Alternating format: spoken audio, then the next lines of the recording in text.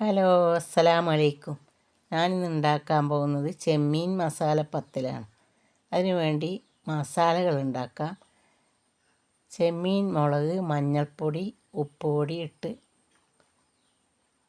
ഒരു ചട്ടി അടുപ്പത്ത് വെച്ച് കുറച്ച് ഓയിൽ ഒഴിച്ച് അതിലിട്ട് വറ്റിച്ചെടുക്കാം.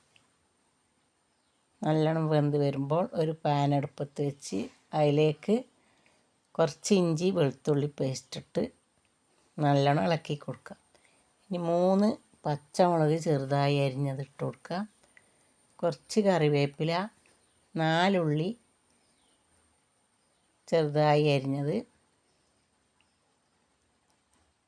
തക്കാളിൻ്റെ പകുതി.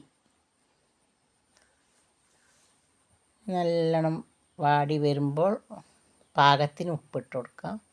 1/4 ടീസ്പൂൺ മഞ്ഞൾപ്പൊടി ഇതിട്ട് നല്ലോണം വാട്ടിയെടുക്കുക.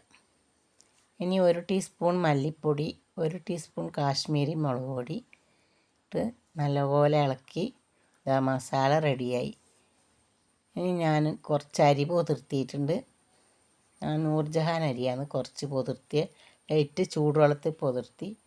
അതിലേക്ക് കുറച്ച് തേങ്ങ, 1 ഉള്ളി, 1/2 ടീസ്പൂൺ ഉപ്പ്, 1/4 ടീസ്പൂൺ വലിയ ജീരകം, 1/4 ടീസ്പൂൺ ചെറിയ ജീരകം ഇട്ട് നല്ലപോലെ കുറച്ച് വെള്ളം ഒഴിച്ച് ഒതുക്കിയെടുക്കുക. ഇനി ഇതേപോലെ ഒതുക്കിയെടുക്കുക. ഈ അരിയിലേക്ക് നേരത്തെ ഉണ്ടാക്കി വെച്ച മസാല, ഉള്ളി മസാല ഇട്ട് കൊടുക്കുക. ഇനി ചെമ്മീൻ പറ്റിച്ചത്,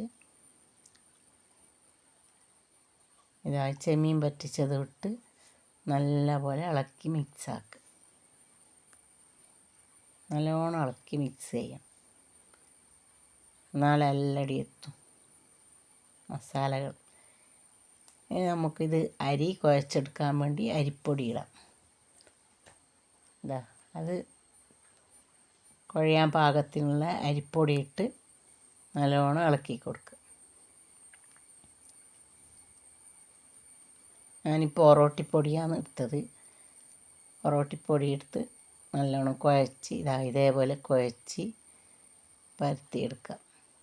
ഇനി ഒരു ചട്ടി അടുപ്പത്ത് വെച്ച് ഓയിൽ ചൂടാകാൻ വെച്ചിട്ടുണ്ട്. അതിലേക്ക് ഈ പരത്തിയ ഈ പത്തിൽ ഇട്ട് കൊടുക്കുക. ഇതാണ് പത്തിൽ. നല്ലോണം പൊരിഞ്ഞ് വരുമ്പോൾ പൊന്തി വരും. നല്ലോണം പൊന്തി വരും. അന്നേരം തിരിച്ചിട്ട് കൊടുക്കുക.